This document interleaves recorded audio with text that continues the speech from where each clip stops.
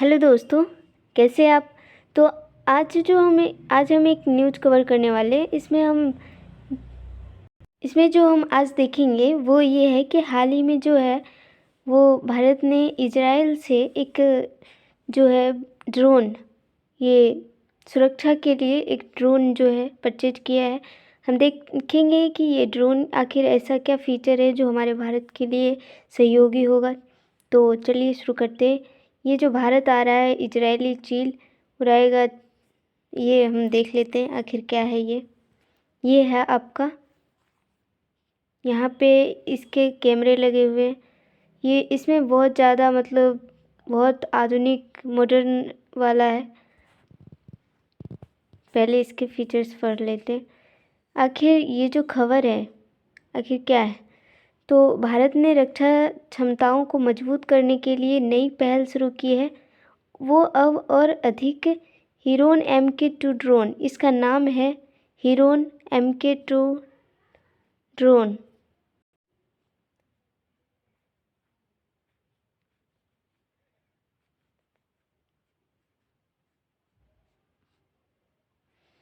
इसका नाम है हिरोन MK2 ड्रोन है।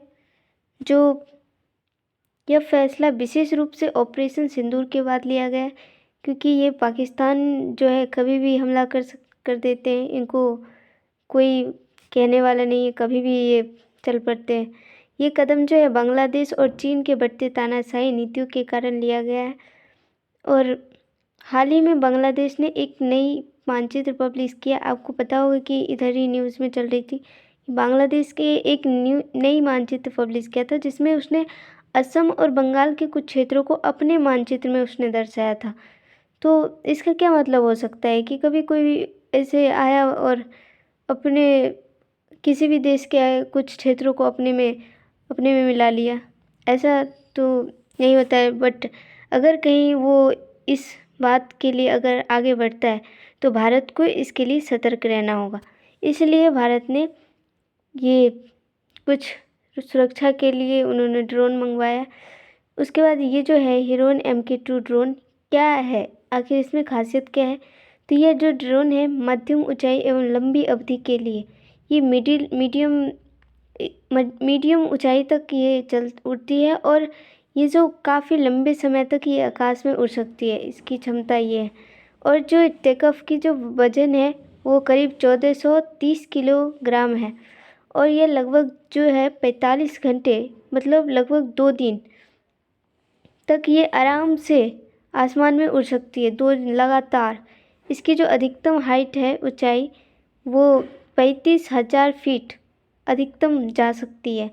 और इसकी अधिकतम गति जो है 150 नॉट्स, ये वायुयान के हिसाब से ये यूनिट्स है। और रियल में बताए तो 278 किलोमीटर प्रति घंटे की दर से चलती है। तो भारत की आखिर क्या है इसके पीछे योजना। सिर्फ खरीदी नहीं, स्वदेशी उत्पादन भी है।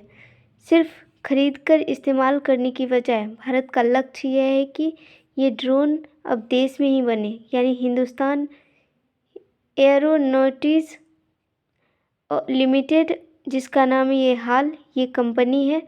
और एक और कंपनी है एल्कॉम सिस्टम। ये दोनों कंपनियां भारत की कंपनियां, ये सुरक्षा यंत्र बनाने वाली कंपनियां हैं भारतीय, के साथ मिलकर स्थानीय निर्माण शुरू किया जाएगा। इसके तहत न सिर्फ MK2 बल्कि भविष्य के अन्य ड्रोन UAV प्रणालियों में भी इस स्वदेशी निर्माण मानकों को लागू किया जाएगा।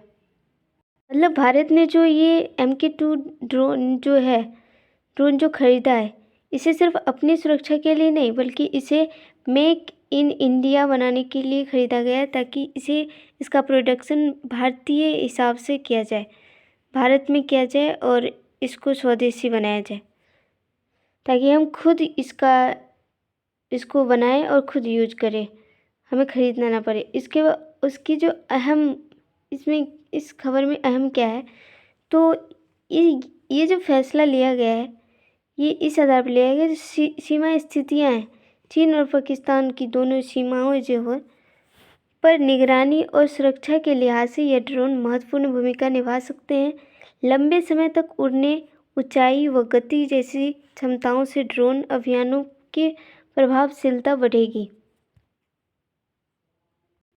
भारत जो अपने देश में इसकी स्वदेशी करने की जो क्षमता है, मतलब भारत अगर इसमें कुछ ऐड करता है, तो अगर इसकी कुछ फीचर्स को ऐड करता है अपनी तरफ से, तो उसकी फीचर्स भी बढ़ जाएंगे और वो स्वदेशी भी हो जाएगा और भारत का इससे रक्षा यंत्र भारत का कहलाएगा और इसे उसे बेचने में या एक्सपोर्ट करने में या अपनी यूज के लिए अपने हिसाब से इसे बना सकता है।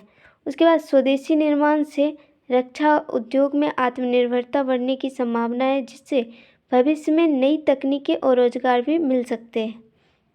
और इससे जो सीमा सुरक्षा क्या होगा, इससे फ़ायदे क्या होंगे? सीमा सुरक्षा में पाकिस्तान सीमा जो लाइन ऑफ कंट्रोल है उसकी निगरानी करने में, चीन सीमा जो लाइन ऑफ एक्चुअल कंट्रोल है पर निगरानी करने के लिए, तीसरा जो है इंटेलिजेंस सर्विलांस एंड रिकॉग्निसेंस क्षमता में बड़ा उछाल होगा। ये जो हमारी टेक्नोलॉजी है उसमें बहुत ज़्यादा डेवलप्ड आएगी। उसके बाद जो हिरोन MK2 है में हाई रिजोल्यूशन कैमरे और 4 रडार सिग्नल इंटेलिजेंस सिस्टम लगे हुए हैं।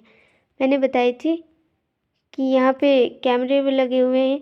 ये है आपका सिग्नल रडार और इसी तरह बहुत सारे नए फीचर हैं, बहुत मॉडर्न फीचर हैं इसमें। और इससे क्या होगा कि भारत की रियल टाइम जासूसी क्षमता काफ़ी बढ़ जाएगी। अभी प्रेजेंट में हम किसी की मतलब किसी कंट्री की जासूसी उसमें फ़ायदा होगा और दुश्मन के post, tank, missile system, movement सब पर माइक्रो स्तर पर देखा जा सकता है। हम किसी को आसमान से नीचे के मूवमेंट को आसानी से देख सकते हैं। उसके बाद ऑपरेशन की योजना सटीक बनती है इससे। उसके बाद युद्ध क्षमता में आर्म्स की जो वर्जन की संभावना है, आर्म्स वर्जन की। उसके बाद हिरोन जो MK2 है ये प्लेटफॉर्म हथियार ले जाने में सक्षम है, मतलब कोई भी जो हथियार है उसको भी अपने साथ ले जा सकता है, या यदि भारत इसके आर्म्स संरक्षण लेता है, आर्म्स संस्करण। इसका मतलब ये है कि अगर आप ये जो ड्रोन है, ये ड्रोन एक ऐसा भी इसका एक ऐसा भी वर्जन आता है कि जिसमें आप उसमें जो हथियार वगैरह हैं, जो हमारी मिसाइल्स वगैरह हैं, उसको भी आप इसमें लोड करके आप ले जा सकते हो ऊपर। अगर भारत इसके आर्म्स संस्करण मतलब इसको ले जाने वाले भी अगर लेता है, तो वो ऊपर से जैसे ही उस पर किसी भी चीज़ को निशाना लगाएगा तो उसी टाइम ठिकानों पर सटीक हवाई हमला संभव हो जाएगा बिना पायलट खतरे में आए और टारगेट को नष्ट किया जा सकता है। अगर हमारे साथ में ही आर्म्स रहेंगे सारे, तो हम तुरंत उस पर एक्शन ले पाएंगे उस टाइम। अगर ये जो वर्जन है आर्म्स वाला अगर भारत लिया, तो यह भारत के ड्रोन वारफेयर में प्रवेश का संकेत होगा। इसके साथ ही जो देश को जो फ़ायदा होने वाला है वो स्वदेशी डिफेंस इंडस्ट्री मजबूत होगी। हमारे देश की जो भारतीय ये रक्षा से जुड़ी जितने भी कंपनियाँ वो मजबूत होंगी। साथ ही भारत में टेक्नोलॉजी आएगी, जो भारत की टेक्नोलॉजी उसमें विस्तार होगी। भारत भविष्य में ड्रोन खुद बनाने की क्षमता भी बढ़ेगी और साथ ही इसमें रोज़गार का भी सृजन होगा। इससे रोज़गार भी बढ़ेगा। तो यही था आज का हमारा खबर। MK जो है